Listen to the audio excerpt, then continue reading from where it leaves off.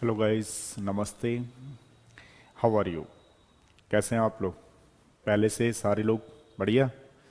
बने रहो भाई। हेल्थ का विशेष ध्यान रखो। ये टाइम पीरियड कुछ ऐसा होता है लास्ट मोमेंट पे। एग्ज़ाम का टाइम चल रहा है, इधर बोर्ड के एग्ज़ाम फिनिश हुए हैं, बच्चे अपना तैयारी में लग चुके हैं। और जो बच्चे 1 ईयर से तैयारी कर रहे थे वो और ज़्यादा लग चुके हैं। नहीं लगे हैं तो मैं थोड़ा सा आपको बताता हूँ। देखिए, प्रैक्टिकली हर चीज़ को सोचना आपको ज़रूरी है। बहुत सारे बच्चे कहते हैं सर मेरे पास अभी 1 महीना है, क्या मैं जीरो से लेकर के 600 पे पहुंच सकता हूं? प्रैक्टिकली पॉसिबल नहीं है। अगर आप मान लीजिए पहले से ही करते आ रहे हैं चीज़ों को तो पॉसिबल है। एक चीज़ और, बिल्कुल आप सही कह रहे हो, नथिंग इज इम्पॉसिबल। अगर कोई बच्चा शुरू से ही लेकर के ढंग से करे चीज़ों को तो वो भी चीज़ कुछ ऐसी नहीं है ताकि ना ला पाओ। क्योंकि मान लीजिए अगर आप 11th-12th के स्टूडेंट्स हो या आपने 1 ईयर ड्रॉप कर रखा है तो आप बहुत अच्छा कर सकते हो। आप लोग चाहे नीट एस्पायरेंट हो चाहे जेई एस्पायरेंट हो, अब तो एक और बात बोलनी पड़ती है, सीयूईटी एक्सपायरेंट क्यों ना हो। अगर आप लोग साइंस के स्टूडेंट हैं तो देखो बहुत सारे बच्चों के एग्जाम खत्म हो चुके हैं, बहुत सारे बच्चे 1 साल से लग रहे हैं अपनी मेहनत करने। अब ये टाइम पीरियड कुछ ऐसा आता है जिसमें सारे बच्चों को लगता है कि यार कैसे रिवाइज होगा, सिलेबस किस तरीके से रिवाइज हो। तो ध्यान रखिएगा आप लोग, ज़्यादा से ज़्यादा अपने आप को टाइम देना है।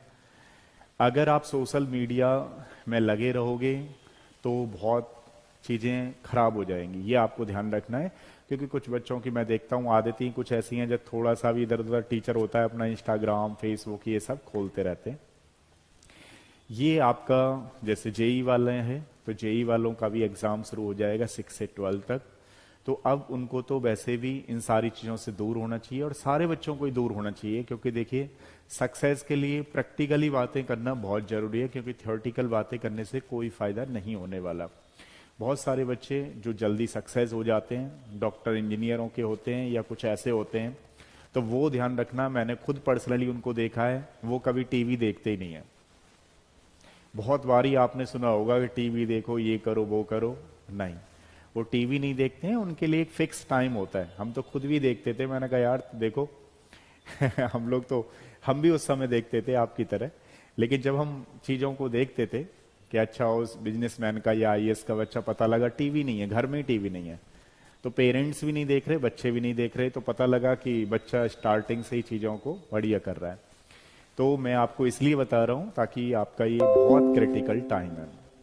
दूसरी वाली बात, बच्चे अभी नीट का फॉर्म भर रहे हैं तो जल्दीबाजी में कुछ ऐसी चीजें कर रहे हैं, ध्यान रखिएगा, ये एक जल्दीबाजी बहुत खराब कर सकती है। इसलिए कभी भी फॉर्म भरें बड़े सोच समझ के भरें। मैंने पहले भी आपके लिए एक वीडियो बनाया था, उसमें बताया था कि आप अपना पढ़ लें ढंग से और किसी से पढ़वा लें उसको, इंस्ट्रक्शन को जितने बार भी दे रखा है, ठीक है, उसके बाद ही फॉर्म भरें। नहीं तो गलती होगी तो फिर प्रॉब्लम होगी।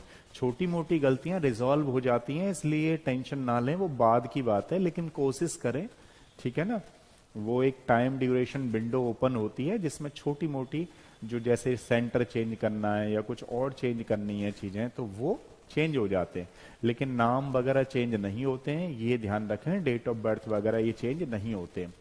दूसरी वाली बात है कि अब बच्चे जो मेडिकल की तैयारी कर रहे हैं तो उनको कई बार अपडेट भी नहीं होते। मैं अपडेट करता हूं आपको, कल का एक डेटा था कि मेडिकल की सीट जो है 2014 से लेकर के अब तक बढ़ी हैं।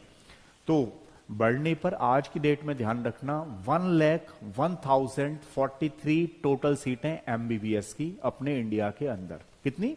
1,01,043 सीट्स हैं आज की डेट में एमबीबीएस की, जिसमें ध्यान रखना 52,000 समथिंग अपनी गवर्नमेंट है और 48,000 समथिंग प्राइवेट मेडिकल कॉलेजेस हैं।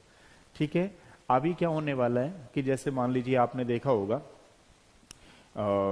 यूजीसी कर रही है इसको, जो यूजीसी के चेयरमैन है मिस्टर एम जगदीश्वर कुमार, जो पहले जेएनयू के बीसी रहे हैं, और उनका फोकस ये है कि जो नीट या आईआईटी जेई का एग्जाम है उसको भी सीयूईटी में कंसीडर कर दिया जाए। तो मे भी ऐसा भी हो सकता है कि नेक्स्ट ईयर CUET के थ्रू ही आपके मेडिकल और नीट का एग्जाम हो।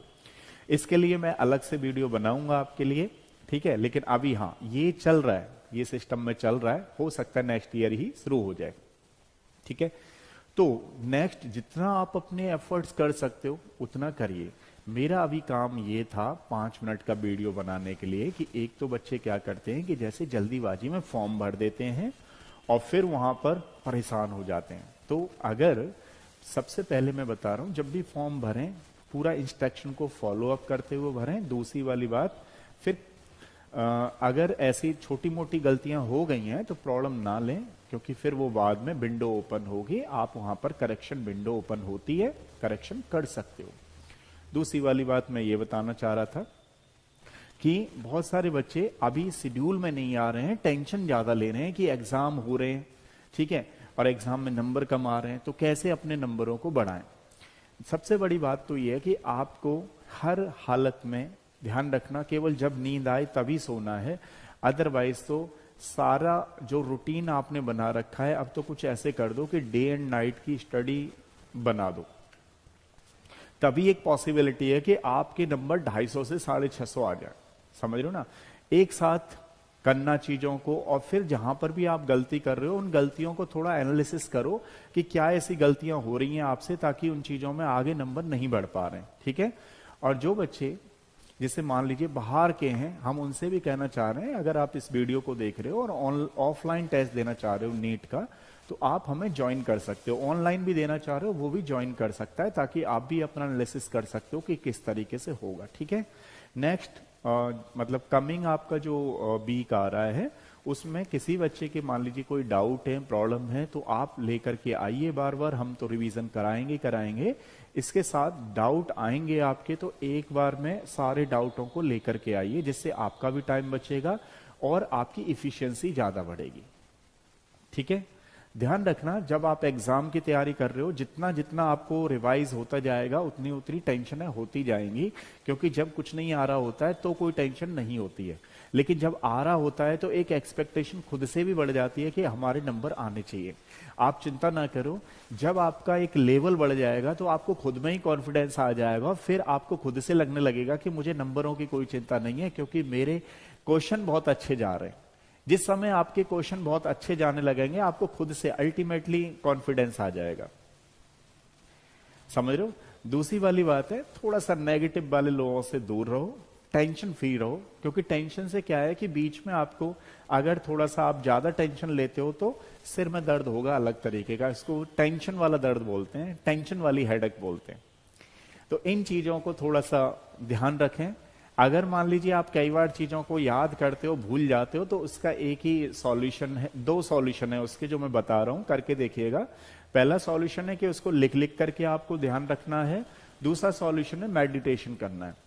मेडिटेशन प्लस लिख लिख करके किसी भी चीज को करना है और बार बार करना है, जितना हो सके बार बार उसको रिपीटेशन बनाएं, सिलेबस को रिवाइज करें, ठीक है।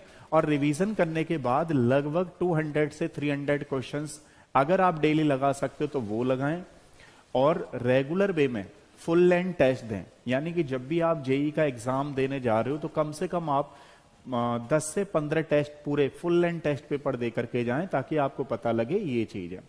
प्रीवियस ईयर क्वेश्चन आपने पता है मुझे पहले कर रखे हैं, लेकिन आप दोबारा भी करें, क्योंकि उनको जब कई बार आप करोगे तो उस पे अप्रोच बेस बनता है कि किस तरीके से क्वेश्चन आएंगे।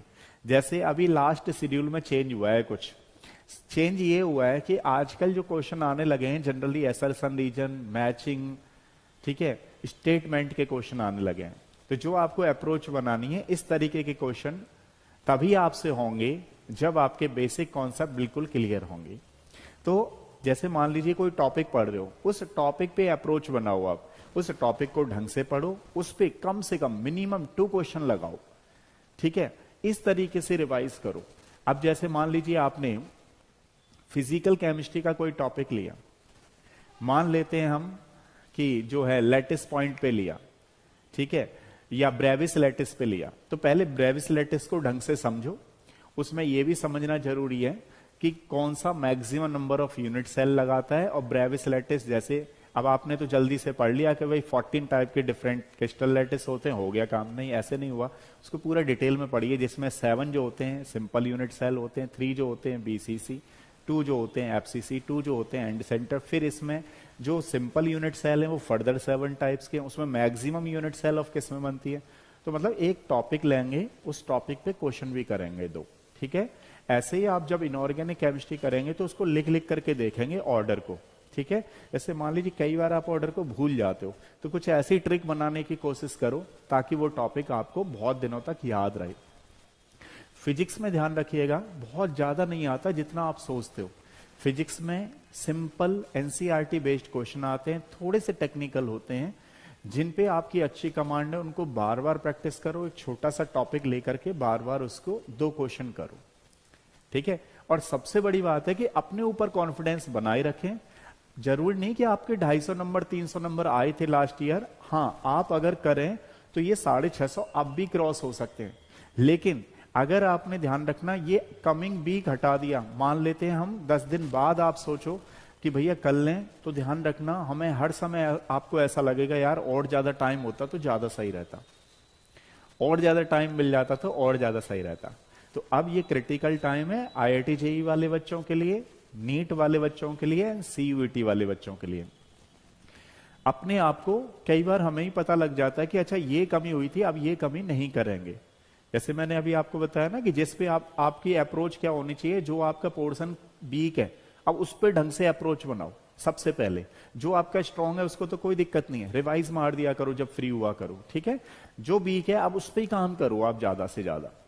जब और तीनों बेटे इसको एक साथ लेके चलो, बायोलॉजी, फिजिक्स एंड केमिस्ट्री। कईयों बारी क्या होता है कि बायो बहुत सारे बच्चों की अच्छी होती है, और जरूर नहीं, एक आध बच्चे का परसेंटेज में ऐसा भी देखता हूं कि बायो उनकी वीक भी होती है, क्योंकि फिजिक्स केमिस्ट्री बहुत अच्छी होती है। तो जिस बच्चे का ध्यान रखना फिजिक्स केमिस्ट्री बहुत अच्छा है, बायो अच्छा करना कोई बहुत टिपिकल काम नहीं है, वो आप कर सकते हो विद क्वेश्चन सहित। अब जनरली जो ज्यादातर पाया जाता है मेडिकल वाले बच्चों में, नीट वाले बच्चों में, वो फिजिक्स थोड़ा सा उनको लगता है फिजिक्स नहीं हो रही, फिजिक्स नहीं हो रही। आज की डेट में तो बहुत सारी चीजें ऐसी हैं जो आप, मैं ये नहीं कह रहा कि ऑनलाइन ही करो, ऑनलाइन के साथ साथ आपको डाउट भी आएंगे, तो एक किसी टीचर को भी कंसल्ट कर सकते हो कि किस तरीके से, जिससे आप पढ़े हो, ठीक है। बार बार उससे चीजें करते रहोगे तो आपकी क्लियर होती रहेंगी, क्योंकि डाउट तो आएंगे डेफिनेटली है जब आप पढ़ोगे। अब आप मान लो गूगल पे भी क्वेश्चन डालते हो तो 100% ऑथेंटिक नहीं है कि वही रिजल्ट हो, मान लेते रिजल्ट हो भी, हो सकता है वो आपको समझ में ना आया हो, ठीक है। तो इसलिए बार बार टीचर के कांटेक्ट में भी रहें, मेडिटेशन करते रहें, बार बार लिख करके प्रैक्टिस करें और रिवीजन करें, टेस्ट दें, ठीक है। जो भी टॉपिक पढ़ रहे हैं उससे रिलेटेड 2 क्वेश्चन जरूर करें, आपके मार्क्स एकदम से बढ़ेंगे। और खुद पे कॉन्फिडेंस रखें, अपने गॉड पे कॉन्फिडेंस रखें, डेफिनेटली आप सक्सेस होगे। बहुत सारी परेशानी आती हैं इस समय करते हैं तो, क्योंकि बहुत सारे बच्चों ने तो पहले इतनी पढ़ाई की नहीं होती है, बहुत ज्यादा सिलेबस है, ध्यान रखना अपने आप में ही बहुत बड़ा सिलेबस है ये। 11-12 को रिवाइज करना है आपको लिमिटेड टाइम पीरियड में, तो बिना टेंशन लिए हुए रिवाइज करोगे तो आपको अच्छा भी लगेगा और दूसरे दिन के लिए आप एनर्जेटिक भी रहोगे, ठीक है। अगर आप थोड़े मायूस होकर के करोगे तो वो मजा नहीं आएगा, एनर्जेटिक नहीं रहोगे तो फिर दूसरे दिन भी प्रॉब्लम आएगी, ठीक है। तो इन सारी चीजों को, चिंता को दूर छोड़ करके केवल चिंतन करने लग जाइए, आज से प्रैक्टिस करिए और फिर मैं आपको बीच बीच में बताता रहूंगा। बहुत सारी सीटें हैं तो इसलिए ज्यादा टेंशन लेनी नहीं है आपको, ठीक है ना। और पीजी में भी 65,000 सीटें हैं आज की डेट में, ठीक है। तो पीजी की तो बात की बात है, पहले अभी यूजी करेंगे फिर पीजी के बारे में सोचेंगे, ठीक है।